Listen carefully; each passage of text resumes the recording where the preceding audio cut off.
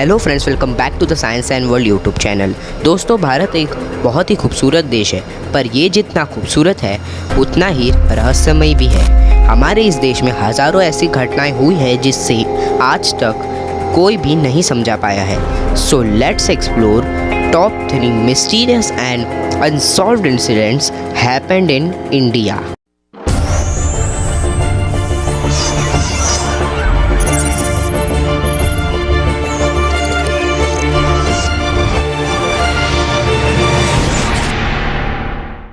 Number 1, red rain of Kerala. वो घटना इस दुनिया की रहस्यमय घटनाओं में से एक है। इसे आज तक कोई भी नहीं समझा पाया है और ये अभी तक अनसॉल्व्ड इंसिडेंट है। दिन था 5 जुलाई 2001। समय था दोपहर।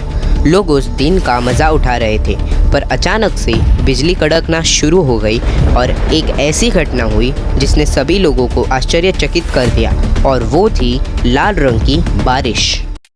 वहाँ के लोगों का मानना था कि वो खून की बारिश थी, पर अब हम थोड़ा सा साइंटिफिक एंड रियलिस्टिकली बात करते हैं। उस दिन अचानक से बारिश जो शुरू हुई थी उसकी कलर लाल थी। पहले तो साइंटिस्ट को लगा कि वो एक नॉर्मल घटना थी। उन्हें लगा कि बारिश में धूल के कुछ पार्टिकल्स या फिर किसी मीटियोर के चलते मिल गए थे। साइंटिस्ट फिर उसे एक लैब में ले गए और उन्होंने उसे इलेक्ट्रॉन माइक्रोस्कोप के नीचे स्टडी किया, तो उन्होंने देखा कि वह कोई मीटियोर नहीं था, बल्कि वो कोई जीवित सेल्स थे।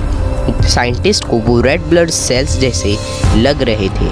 अब साइंटिस्ट के पास एक ही ऑप्शन बचा था, और वो था इसके डीएनए के स्ट्रक्चर को स्टडी करना। कुछ साइंटिस्ट ने तो इसे इंटरनेशनल लेवल पर स्टडी करना शुरू कर दिया। ये ड्रॉप्स इतने मिस्टीरियस थे कि उसे साइंटिस्ट ने अपने लेबोरेटरी में 10 साल तक रखा, और 2001 में ये सामने आया कि उसमें कोई डीएनए मौजूद ही नहीं था। पर 2012 में यूनिवर्सिटी ऑफ ग्लैमॉर्गन के डॉक्टर राजकुमार गनप्पा और डॉक्टर स्टुअर्ट हॉग ने जब कुछ एडवांस डिवाइसेस के साथ इसकी जांच कई महीनों तक की, तो उन्हें पता चला इसमें डीएनए सच में मौजूद था। बहुत सारे पब्लिक रिपोर्ट्स यह कहे कि ये कोई एलियन इन्वेजन है। मैं जानता हूँ कि आप में से बहुत से लोग इस बात पर यकीन नहीं करेंगे, पर आप ही सोचो कि एक ऐसी अननोन पार्टिकल जो धरती पर कभी नहीं पाई गई, तो वो पार्टिकल केरला में कहाँ से आई, और इसकी कोई साइंटिफिक एक्सप्लेनेशन भी मौजूद नहीं है।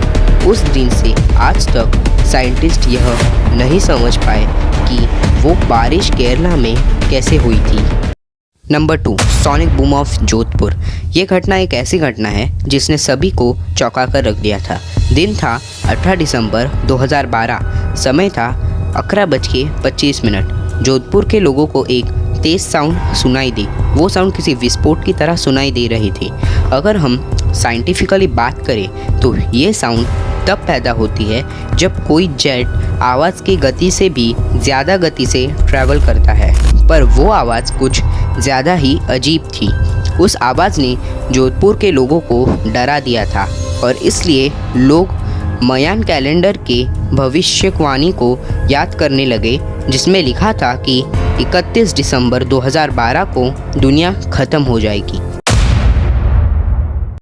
जोधपुर के लोगों को कुछ दिन बाद यह लगने लगा कि मिलिट्री अपने प्लेन्स की टेस्टिंग कर रही होगी, पर जब मिलिट्री से पूछा गया तो वो उस दिन कोई टेस्टिंग नहीं कर रहे थे, ऐसा उन्होंने कहा। और कुछ दिन बाद इस बात को उन्होंने पूरी तरह से कंफर्म कर दिया, और इन्फॉर्मेशन ये आई कि सोनिक बूम की टेस्टिंग शहर में करना बिल्कुल भी अलाउड नहीं है, और ये इसलिए क्योंकि उसकी एनर्जी बहुत ज़्यादा होती है, और अगर ज़्यादा हो गई तो वो उस शहर में रहने वाले लोगों के घरों की खिड़कियाँ और कांच भी तोड़ सकती है। इसलिए मिलिट्री सोनिक बूम की टेस्टिंग वही करते हैं जहाँ लोग नहीं रहते। और मैं आपको बता दूं कि यह घटना सिर्फ इंडिया में ही नहीं बल्कि बहुत सारे देशों में कई बार हो चुकी है, जैसे USA, UK और बहुत सारे देशों में भी हो चुकी है। अब अगर हम इसकी एक्सप्लेनेशन के बारे में बात करते हैं तो बहुत सी थ्योरीज निकल कर आती हैं। कई लोगों का मानना है कि मिलिट्री कोई सीक्रेट साइंटिफिक टेस्टिंग कर रहे थे और कई लोगों का ये भी मानना है कि एलियन धरती पर आ चुके हैं। और आप विश्वास नहीं करोगे कि इस घटना के बाद राजस्थान में एलियन साइटिंग्स को भी रिपोर्ट किया गया और आज तक भी कोई नहीं समझा पाया है कि वो सोनिक बूम था या कुछ और। नंबर 3, जटिंगा। जटिंगा असम का एक बहुत ही सुंदर गांव है।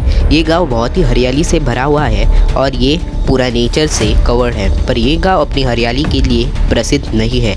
ये गांव बर्ड्स यानी कि पक्षियों की सुसाइड के लिए जाना जाता है।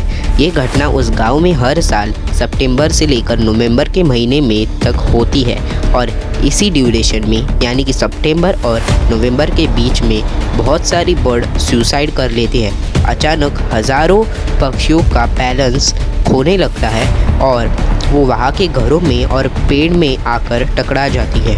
बट ये सुसाइड वर्ड तो वहाँ के लोग यूज़ करते हैं, पर अगर हम कॉमन सेंस से बात करें तो ये कोई सुसाइड नहीं है। अगर हम साइंटिफिक वे में बात करें तो बर्ड्स यानी पक्षियों का माइंड सुसाइडल नहीं होता है। ये इससे तो बहुत सारे क्रिएचर्स हैं जिनमें सुसाइडल टेंडेंसी होती है, पर चिड़ियों में ऐसा नहीं होता और इसलिए ये घटना वहाँ के साइंटिस्ट, टूरिस्ट और निवासी को सालों तक आश्चर्यचकित करके रख दी है। यहाँ के कई निवासियों का मानना है कि यहाँ पर कोई भूतिया ताकत है जो इन बर्ड्स को नीचे की तरफ खींच लेती है। बर्ड्स माइग्रेशन यानी कि प्रवास कई जगहों पर करती है, लेकिन किसी और जगह पर ऐसा कोई फेनोमेनन तो नहीं देखा जाता। तो ये सिर्फ जटिंगा में ही क्यों होता है और आखिर क्यों इस जगह पर हर साल हज़ारों बर्ड्स की जान चली जाती है। बहुत सारे साइंटिस्ट इस मिस्ट्री को सॉल्व करने का प्रयास करते आ रहे हैं और कुछ का मानना है कि शाम के वक्त सूरज की रोशनी की वजह से बर्ड्स अपना बैलेंस खो देते हैं और वहाँ के घरों में आकर टकरा जाते हैं। और कोई साइंटिस्ट का मानना है कि वो कोहरे यानी कि फॉग के चलते अपनी डायरेक्शन खो देते हैं। पर क्वेश्चन ये उठता है कि बर्ड्स ऐसी सेम कंडीशन में बहुत सारे जगह पर माइग्रेट करती हैं, पर किसी और जगह पर ऐसी घटना तो नहीं रिपोर्ट की। तो फिर ये सब जटिंगा में ही क्यों होता है? पर दोस्तों, अगर हम लोग दूसरे देशों की बात करें तो दुनिया में बहुत सारी ऐसी जगह है जहाँ क्रिएचर्स की बड़ी अजीब तरह से मौत हो जाती है। जैसे जापान में ओकिग्रा नाम का एक जंगल है, वो इंसान और चिड़ियों की सुसाइड के लिए फेमस है। तो बस आज के लिए सिर्फ इतना ही।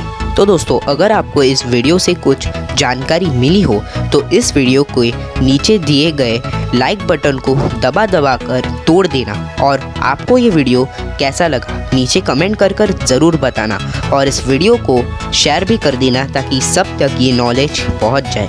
बाकी मैं आपसे मिलूँगा किसी अगली इंटरेस्टिंग वीडियो में। तब तक के लिए keep learning and keep growing. जय हिंद।